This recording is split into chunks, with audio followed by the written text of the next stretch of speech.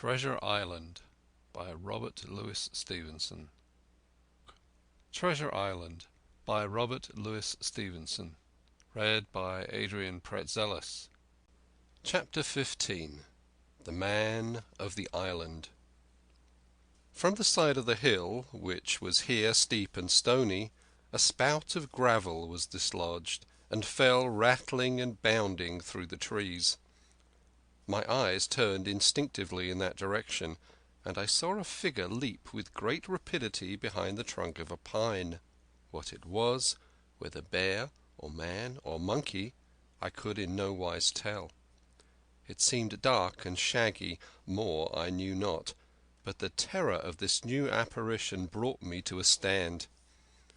I was now, it seemed, cut off upon both sides, behind me the murderers, before me this lurking nondescript, and immediately I began to prefer the dangers that I knew to those I knew not.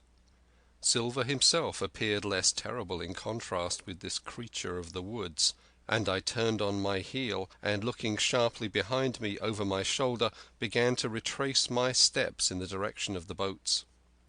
Instantly the figure reappeared, and, making a wide circuit, began to head me off. I was tired, at any rate, but had I been as fresh as when I rose, I could see it was in vain for me to contend in speed with such an adversary. From trunk to trunk the creature flitted like a deer, running manlike on two legs, but unlike any man that I had ever seen, stooping almost double as it ran. Yet a man it was. I could no longer be in doubt about that. I began to recall what I had heard of cannibals. I was with an ace of calling for help, but the mere fact that he was a man, however wild, had somewhat reassured me, and my fear of Silver began to revive in proportion. I stood still, therefore, and cast about for some method of escape, and as I was so thinking the recollection of my pistol flashed into my mind. As soon as I remembered I was not defenceless, courage glowed again in my heart, and I set my face resolutely for this man of the island, and walked briskly toward him. He was concealed by this time behind another tree trunk, but he must have been watching me closely, for as soon as I began to move in his direction he reappeared and took a step to meet me. Then he hesitated, drew back, came forward again, and at last, to my wonder and confusion, threw himself on his knees and held out his clasped hands in supplication. At that I once more stopped. "Who are you?" I asked. "Ben Gunn," he answered, and his voice sounded hoarse and awkward, like a rusty lock. "I'm poor Ben Gunn, I am, and I haven't spoke with a Christian these 3 years." I could now see that he was a white man like myself, and that his features were even pleasing. His skin, wherever it was exposed, was burned by the sun. Even his lips were black, and his fair eyes looked quite startling in so dark a face. Of all the beggar men that I had seen or fancied, he was the chief for raggedness. He was clothed with tatters of old ship's canvas and old sea-cloth, and this extraordinary patchwork was all held together by a system of the most various and incongruous fastenings, brass buttons, bits of stick, and loops of tarry gaskin. About his waist he wore an old brass-buckled leather belt, which was the one thing solid in his whole accoutrement. "3 years?" I cried. "Were you shipwrecked?" "Nay, mate," said he, "marooned." I had heard that word, and I knew it stood for a horrible kind of punishment common enough among the buccaneers, in which the offender is put ashore with a little powder and shot and left behind on some desolate and distant island. "Marooned 3 years agone," he continued, "and lived on goats since then, and berries and oysters. Wherever a man is, says I, a man can do for himself. But, mate, my heart is sore for Christian diet. You mayn't happen to have a piece of cheese about you now? No? Well, many's the long night I've dreamed of cheese, toasted mostly, and woke up again, and here I were." "If ever I can get aboard again," said I, "you shall have cheese by the stone." At this time he had been feeling the stuff of my jacket, smoothing my hands, looking at my boots, and generally in the intervals of his speech showing a childish pleasure in the presence of a fellow creature. But at my last words he perked up into a kind of startled slyness. "If ever you get aboard again, says you?" he repeated. "Why now, who's to hinder you?" "Not you, I know," was my reply. "Oh, and right you was," he cried. "Now what do you call yourself, mate?" "Jim," I told him. "Jim, Jim," says he, quite pleased apparently. "Well now, Jim, I've lived that rough as you'd be ashamed to hear of. Now, for instance, you wouldn't think I had had a pious mother to look at me?" he asked. "Why, no, not in particular," I answered. "Ah, well," said he, "but I had, remarkably pious, and I was a civil pious boy, and could rattle off my catechism that fast you couldn't tell one word from another. And here's what it come to, Jim, and it begun with Chuck Farthing on the blessed gravestones. That's what it begun with. And it went farther than that, and so my mother told me and predicted the whole, she did, the pious woman. For it were a Providence that put me here. I've thought it all out in this here lonely island, and I'm back on piety. You can't catch me tasting rum so much, but just a thimbleful for luck, of course, the first chance I have. I'm bound I'll be good, and I see the way to. And Jim," looking all round him and lowering his voice to a whisper, "I'm rich." I now felt sure that the poor fellow had gone crazy in his solitude, and I suppose I must have shown the feeling in my face, for he repeated the statement hotly. "Rich, rich, I says. And I'll tell you what, I'll make a man of you, Jim. Ah, Jim, you'll bless your stars, you will. You was the first that found me." And at this there came suddenly a lowering shadow over his face, and he tightened his grasp upon my hand and raised a forefinger threateningly before my eyes. "Now, Jim, you tell me true. That ain't Flint's ship?" he asked. At this I had a happy inspiration. I began to believe that I had found an ally, and I answered him at once. "It's not Flint's ship, and Flint is dead. But I'll tell you true, as you ask me. There are some of Flint's hands aboard, worse luck for the rest of us." "Not a man with one leg?" he gasped. "Silver?" I asked. "Ah, Silver," says he. "That were his name." "He's the cook, and the ringleader too." He was still holding me by the wrist, and at that he gave it quite a wring. "If you was sent by Long John," he said, "I'm as good as pork, and I know it. But where was you, do you suppose?"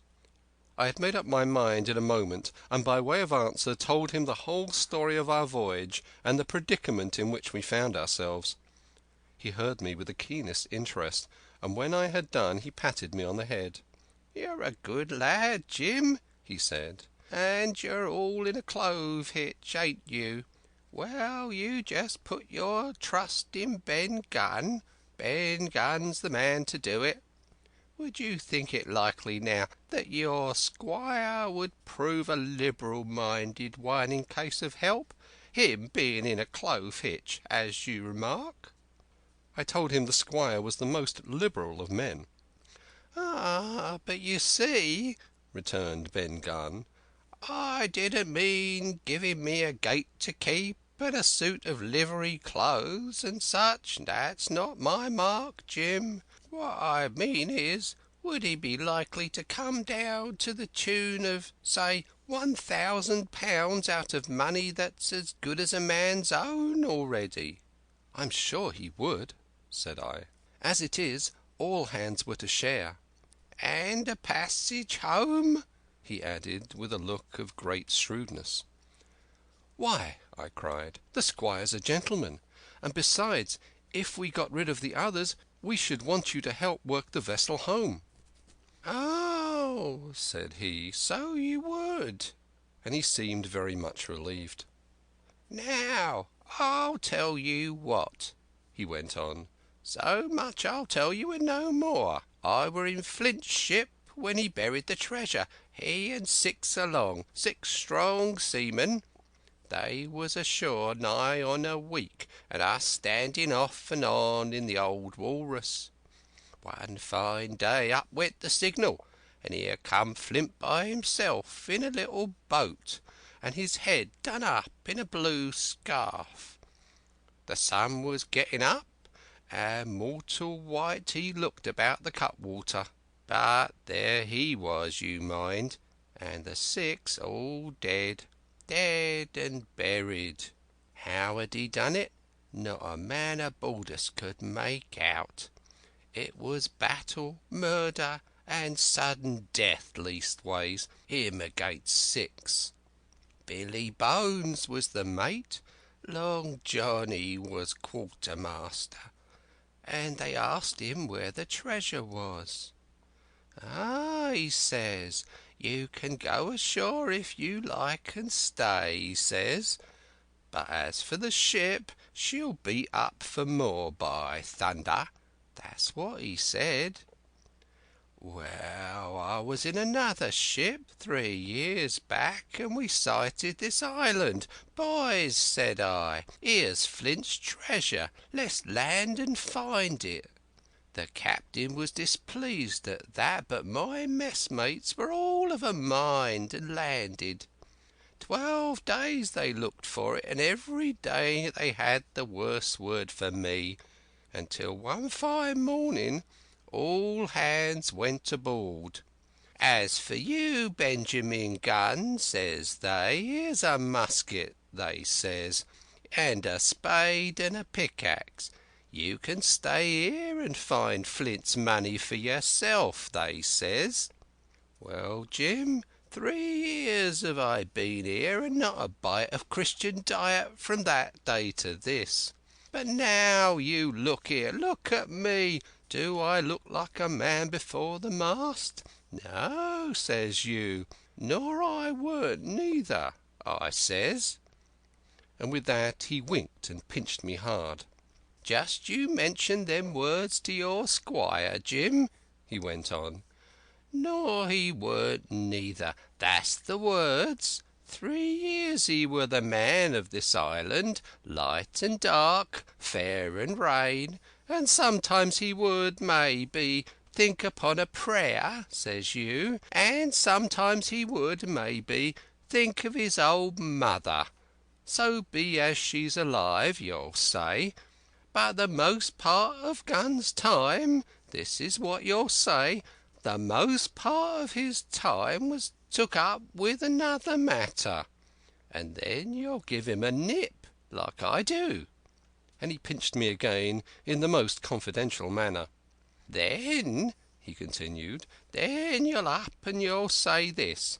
'Gunn is a good man,' you'll say, 'and he puts a precious sight more confidence, a precious sight, mind that, in a gentleman born than in these gentlemen of fortune, having been one hisself.'" "Well," I said, "I don't understand one word that you've been saying, but that's neither here nor there, for how am I to get on board?" "Ah," said he, "that's the hitch for sure. Well, there's my boat that I made with my 2 hands. I keep her under the White Rock. If the worst come to the worst, we might try that after dark. Hey!" he broke out, "what's that?" For just then, although the sun had still an hour or 2 to run, all the echoes of the island awoke and bellowed to the thunder of a cannon. "They have begun to fight," I cried. "Follow me." And I began to run toward the anchorage, my terrors all forgotten, while close at my side the marooned man in his goatskins trotted easily and lightly. "Left, left," says he. "Keep to your left hand, mate Jim, under the trees with you. That's where I killed my first goat. They don't come down here now. They're all mast-headed on them mountains for the fear of Benjamin Gunn. Ah, and there's the Cemetery. Cemetery, he must have meant. You see the mounds? I come here and prayed nows and thens, when I thought maybe a Sunday would be about due. It weren't quite a chapel, but it seemed more solemn-like, and then, says you, Ben Gunn was short-handed. No chaplain, or so much as a Bible and a flag, says you. So he kept talking as I ran, neither expecting nor receiving any answer. The cannon shot was followed, after a considerable interval, by a volley of small arms. Another pause, and then, not a quarter of a mile in front of me, I beheld the Union Jack flutter in the air above a wood. End of chapter 15. Part 4. The Stockade. Chapter 16. Narrative continued by the Doctor. How the ship was abandoned. It was about 1:30, 3 bells in the sea phrase, that the 2 boats went ashore from the Hispaniola. The captain, the squire, and I were talking matters over in the cabin. Had there been a breath of wind, we should have fallen on the 6 mutineers who were left aboard with us, slipped our cable, and away to sea. But the wind was wanting, and to complete our helplessness, down came Hunter with the news that Jim Hawkins had slipped into a boat and was gone ashore with the rest. It had never occurred to us to doubt Jim Hawkins, but we were alarmed for his safety. With the men in the temper they were in, it seemed an even chance if we should see the lad again. We ran on deck. The pitch was bubbling in the seams. The nasty stench of the place turned me sick. If ever a man smelled fever and dysentery, it was in that abominable anchorage. The 6 scoundrels were sitting grumbling under a sail in the forecastle. Ashore we could see the gigs had made fast, and a man sitting in each, hard by where the river runs in. One of them was whistling Lily Bolero. Waiting was a strain, and it was decided that Hunter and I should go ashore with the jolly boat in quest of information. The gigs had leaned to their right, but Hunter and I pulled straight in the direction of the stockade upon the chart.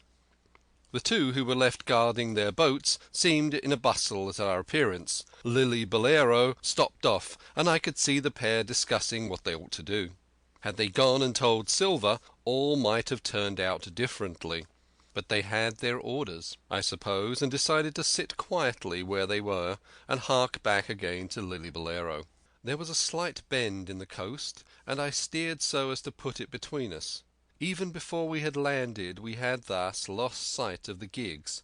I jumped out and came as near running as I durst, with a big silk handkerchief under my hat for coolness' sake, and a brace of pistols ready primed for safety. I had not gone 100 yards when I came on the stockade. This was how it was. A spring of clear water arose at the top of a knoll. Well on the knoll, and enclosing the spring, they had clapped a stout log house, fit to hold 20 people in a pinch, and loopholed for musketry on every side. All around this they had cleared a wide space, and then the thing was completed by a paling 6 feet high, without door or opening, too strong to pull down without time and labour, and too open to shelter the besiegers. The people in the log house had them in every way. They stood quiet in the shelter and shot the others like partridges. All they wanted was a good watch and food, for, short of a complete surprise, they might have held the place against a regiment. What particularly took my fancy was the spring, for though we had a good place of it, the cabin of the Hispaniola with plenty of arms and ammunition, and things to eat and excellent wines, there was one thing overlooked. We had no water.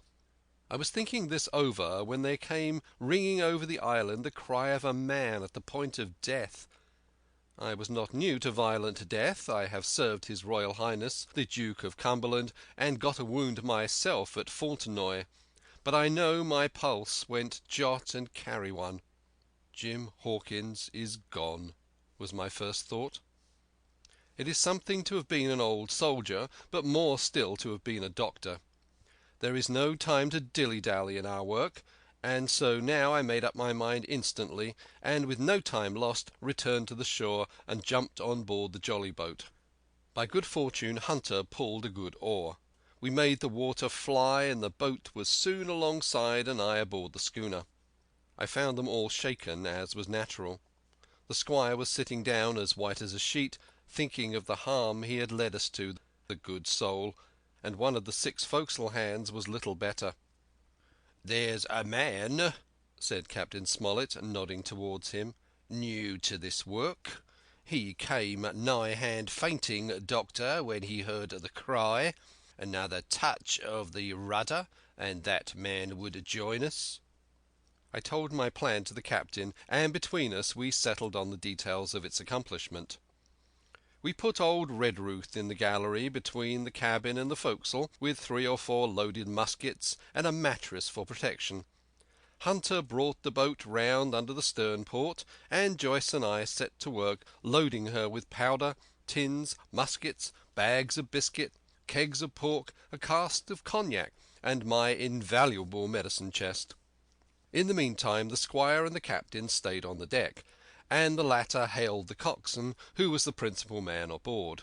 "Mr. Hans," he said, "there are 2 of us with a brace of pistols each. If any one of you 6 make a signal of any description, that man's dead."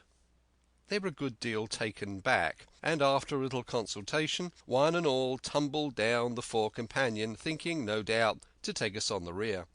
But when they saw Redruth waiting for them in the sparred gallery, they went about ship at once, and a head popped out again on deck. "Down, dog!" cried the captain, and the head popped back again, and we heard no more for the time of these 6 very faint-hearted seamen. By this time, tumbling things in as they came, we had the jolly boat loaded as much as we dared.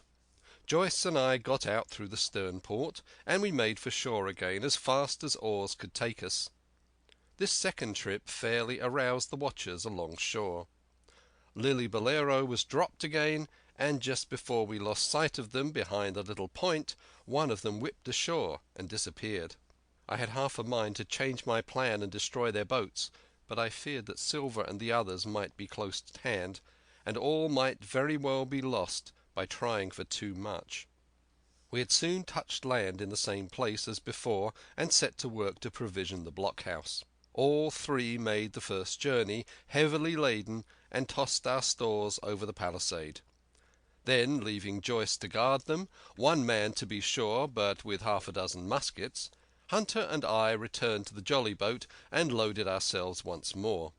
So we proceeded, without pausing to take breath, till the whole cargo was bestowed, when the 2 servants took up their position in the blockhouse, and I, with all my powder, sculled back to the Hispaniola. That we should have risked a second boat-load seems more daring than it really was. They had the advantage of numbers, of course, but we had the advantage of arms.